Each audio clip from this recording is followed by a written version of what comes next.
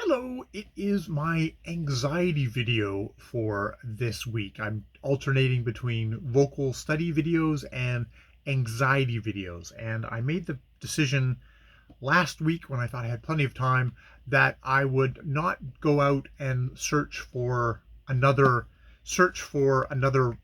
anxiety video to study, but that I would sort of try and go deeper into the work that I got from this my first study video from Barbara Heffernan, which actually wasn't a video. It was a PDF that she linked to from as an anxiety video that I'd done before that, all about sort of all the negative um, negative thoughts, negative ways of thinking about stuff, habits that we have. Yeah, this PDF, which is called "Transform Your Negative Core Beliefs," where it was going through the steps of first identifying your negative core belief, and then figuring out methods for transforming that negative core belief. So I've been pretty loosey goosey.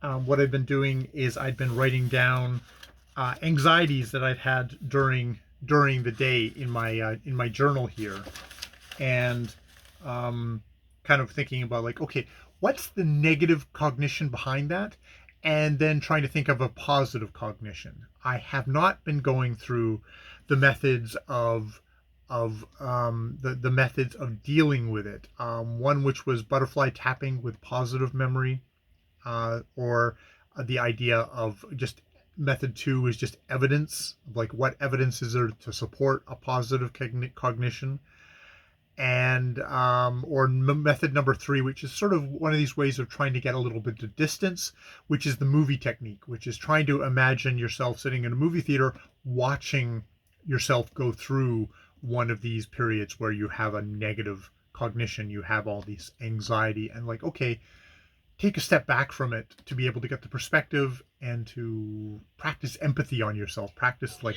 what would what would what would what would what would a best a friend or just a sympathetic person say about this person we see in the movie, and how can we alter things. It's been a busy week because we've had my brother-in-law and niece visiting, so I've had a lot less energy and a lot less time to do prep. And what I was thinking is I would take one of my anxieties, which yeah, it's funny. I get into when Nova appears, and I hardly have anything. I do have something written down for Thursday where I was like, okay, I wrote down the anxiety, but I didn't do any of the work because I was just too tired at that point of the night. So, let's go through this, and maybe even kind of say, like, okay, is this anxiety that's at work, or is it just ill temper? So this was, yeah, for Wednesday. I wrote down that I was working with day staff, uh, who I was working with somebody who wasn't I don't usually work with, and they were doing things differently. They had read the duty roster, and at a point where I was sort of getting dinner together, and usually that's when my coworkers would sort of do all their little steps. Instead, she went, "Oh, I've got this on the duty roster," and went off to do this, and asked me a question about it, and I was not in a great temper about it. I didn't say, well, actually, you could be doing this or that right now. I just said, I don't know where that is, and kind of like, you know, they could tell I was being snippy about it. And it was like, because I'd gone into and I've had this before when I'm working with people I don't know. I get I get stressed out. I get tenser. I feel like I got to get more. I have to do more because I've got somebody unfamiliar there, and I get rigid. Like, okay, well then I have to do things, and things have to get done this way, so that things will get done. And I mean, there's certain things that, yes, you do need to get done in the shift, but I can feel myself tense up and get more rigid, and like, no, we have to do it this way. And I went into this shift going, okay, take a breath and just like try and be flexible. But this came up where we're doing something out of order and it stressed me out. So it's a kind of anxiety, and it's anxiety where it's not like I get irritated. It's an irritation is I think is an expression of I think it's an expression of anxiety. And if I'm so that they've got the thing here of of Barbara Hefferman's thing here is like, okay, identify your negative core core belief. So bring to mind a upsetting event, really picture it. So that's sort of what I just did right now. It's like, okay, at work we're doing stuff, but this person that I'm unfamiliar person that I'm working with veers off to do something else, disrupting what I see as the set way of doing things. Is there a set way of doing things? No, there's not. But it's my way of doing things. And yeah, it's you I get the kind of the tightness of chest. I get kind of I'm feeling irritated, a little bit pissed off. um Maybe my fists are clenching a little bit. My shoulders, less maybe that, but my shoulders are up. I'm tight. Maybe my back is a little bit stiffer, sort of stuff like that. Now, how upsetting is this so that's the physical manifestations. Like, how upsetting does this event feel for you on a scale of 0 to 10? Like, this is like, this is like a 6 or a 7. It's not like, oh my God, I'm super, super, super angry. It's like a 5 or 6.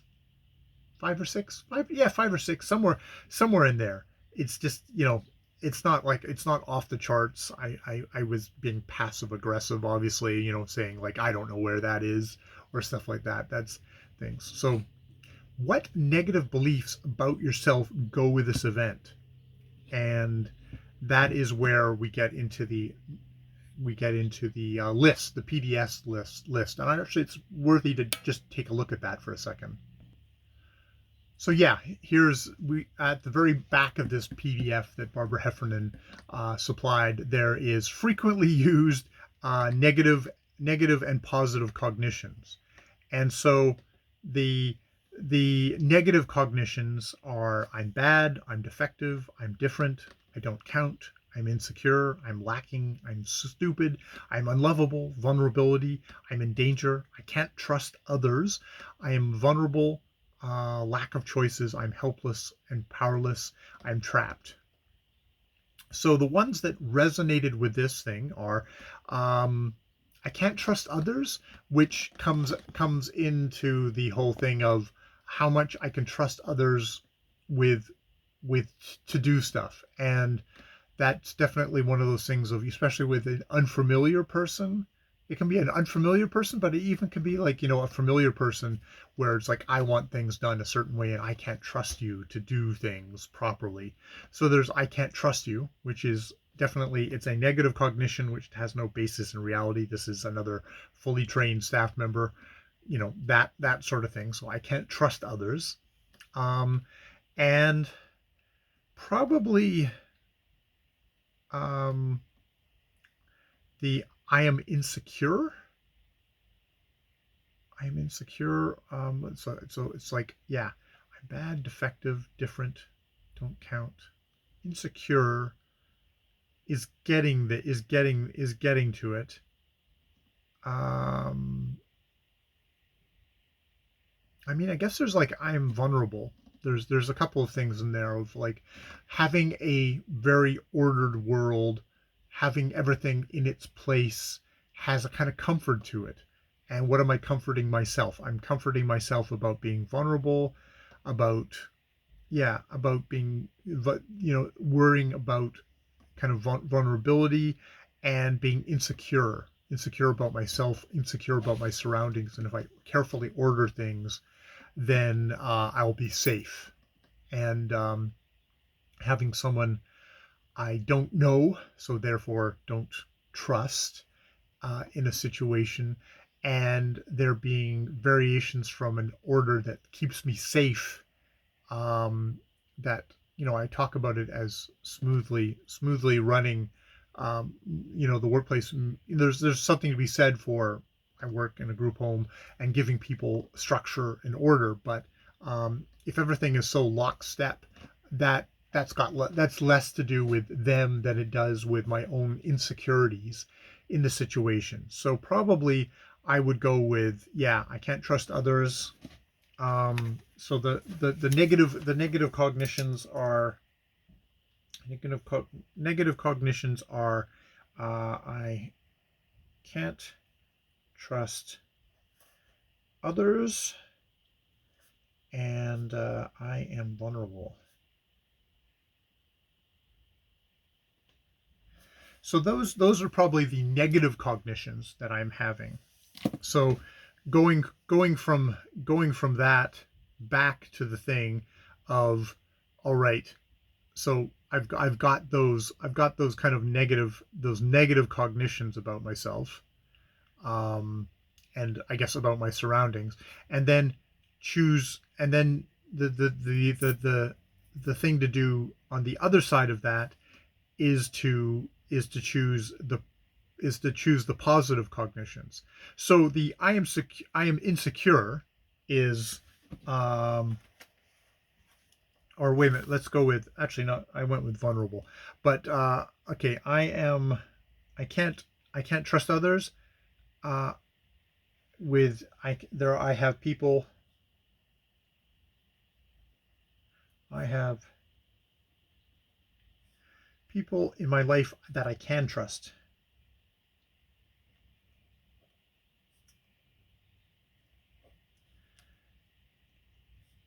This is riveting video thing, which there's something there of I have people in my life that I can trust, and you don't want to kind of like go all the way to, oh, I should trust everyone, but there's something to be said about giving people the benefit of the doubt. Um, you know, maybe being informed, but like, this is a coworker who's works at the house a lot, and he's like going like, okay, trust that they will get stuff done. And you can't, if you're rushing around doing everyone's job for them, that's no good. That's no good. So there's there are people I haven't thing, and it's like, give people benefit of the doubt,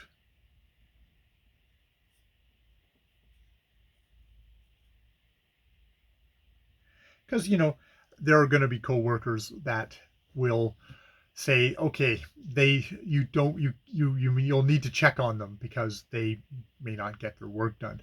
But that's something that you can see as things go on.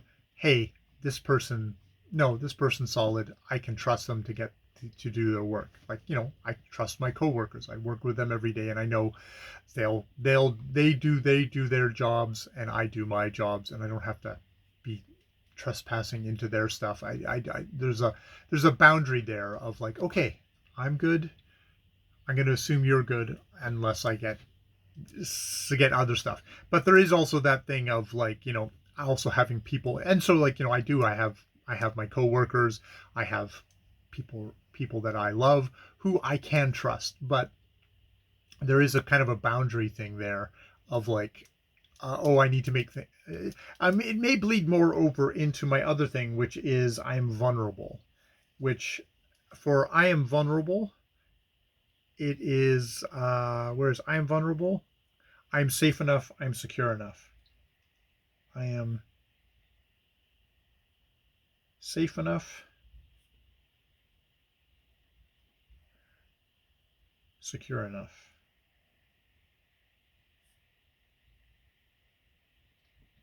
Which, that's an interesting word, enough. Of like, of when you start looking at look like, you can never be safe enough. That there's something there which, that's the thing that tightens you up, that you have to do, you have to keep on working on stuff to try and make everything around you as safe as possible. You've bubble wrapped everything, which is like, it's no way to live.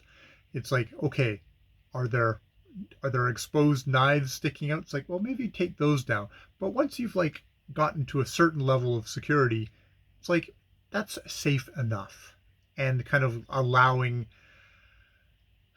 that amount of freedom into your life. And you know, I'm helping other people around me. It's like there, everything doesn't need to be so nailed down for them or for myself. I'm holding myself very tensely that way. That's when I can feel myself getting very rigid. It's like sometimes you just let things play out. You know, obviously, if you see someone, you know, they're going to go play in traffic, that's like probably where that's a hard place to intervene. But if there's something that's happening in the house or in my life where it's like, look, what's the worst thing that's going to happen there? Is that a is that a life ending thing, or is that just like, oh, you know, we'll just clean up afterwards and that'll be fine? That kind of a level of softening and kind of letting go there. So that's probably what I would use as my. I'm probably fine with that. Of like, especially that I am safe enough, secure enough, I think is a good place to kind of go with, oh God, things are being different. It's like, look, I'm safe enough, I'm secure enough. And kind of letting that space in there, letting that flexibility in there go with, well, you know, so you're not snapping at people and being kind of all tight, you know, and just going like, you're safe enough, you're secure enough to get relaxed enough to go, well, actually, you know, we could be doing this right now, and probably the person would be fine, versus you getting so tense that you go, no, I'm not cooperating with you at all, I'm being kind of an asshole here. It's like, no, taking a breath and going like, you know, I'm safe enough, I'm secure enough.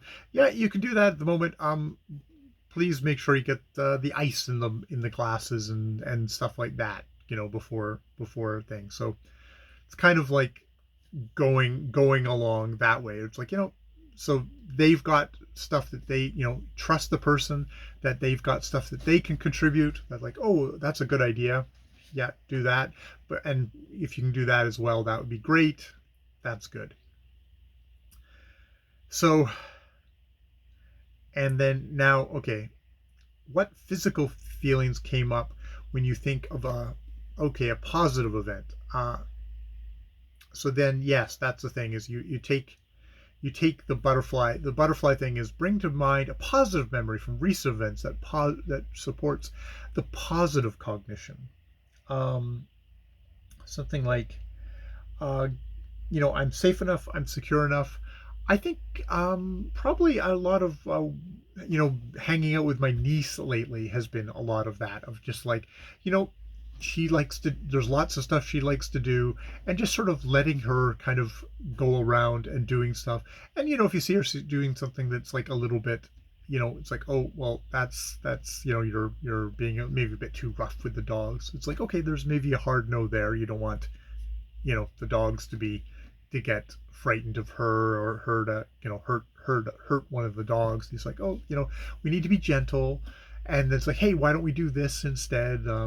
Stuff like, oh, we had breakfast this morning, and the dogs were having breakfast, and you know, she took dog food from one dog food bowl, and put in the other one. It's like, oh, well, why don't you share some of that dog food back to Shira, so Shira's got enough dog food. She's like, oh, okay, I'll do that. And that was like, you know, she kept occupied, kind of transferring dog food back and forth, and everyone had the food, and it wasn't like a very rigid thing. It was like, okay, you know, she's safe enough and secure enough, I'm safe enough and secure enough. The dogs, what's the worst thing that's going to happen? The dogs might get a few more crunchies or a few less crunchies. It's not a big deal, but we had a perfectly pleasant morning. And yeah, it's that kind of, that softness, that kind of like availability, that kind of like open to experience, which is just, you know, that is really a wonderful thing to do. And you know, having that steady, you know, it's that sense of calm, which definitely comes, and feeling a little bit more grounded. You're not just kind of tensing up and kind of trying to brace and push everything away. It's like, oh no, I'm allowing stuff in.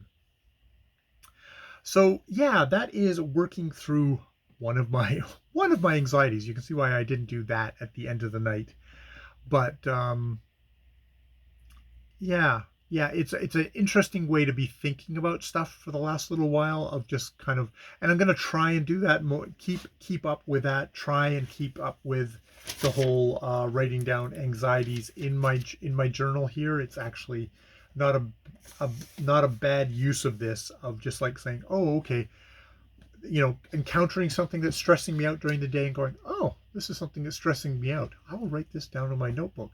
And while I'm thinking about that, oh, maybe I'm going to write it down in my notebook, it kind of pulls me back a little bit to kind of look at this and go like, well, why am I so anxious right now? What is bothering me about this situation? Yeah, I think I've mentioned a resident kind of very bluntly saying, "Oh, all the food is the same," and me getting like a little bit kind of wound up about that, and then going, "Okay, well, what's that about?" And realizing that there's a lot of my own insecurities there. I'm not good enough, and that to me was a confirmation of it. I was kind of hooking onto that and feeling very angry about that, or very hurt by that, and it was like, okay, let's take that apart, and like, actually, you have a lot of strengths. You're a good cook. People compliment you on your cook. It's just like that process of doing that. It's like, hopefully get quicker and quicker at it, and try and replace it with more positive cognitions, more positive ways of thinking about things. Is a useful little tool to try and kind of just incorporate in my head. I've just been pretty tired lately, but yeah, I think I will continue doing that in my journal, and yeah, go from there. I'll see. Maybe by next week, not next week, but the week after that, I will find another anxiety video and bring that to the table as well. But I think I will try and keep up with this. Oh, I had an anxiety today. Something stressed me out today, and let's kind of work my way through it and see what it's got to say there. That's actually not a bad use of my journal versus just kind of rote listing of all my what I did today and why I didn't do enough today kind of stuff, which, you know what? I get a fair bit done each day. I'm working on it. All right. I will leave it there. More videos later.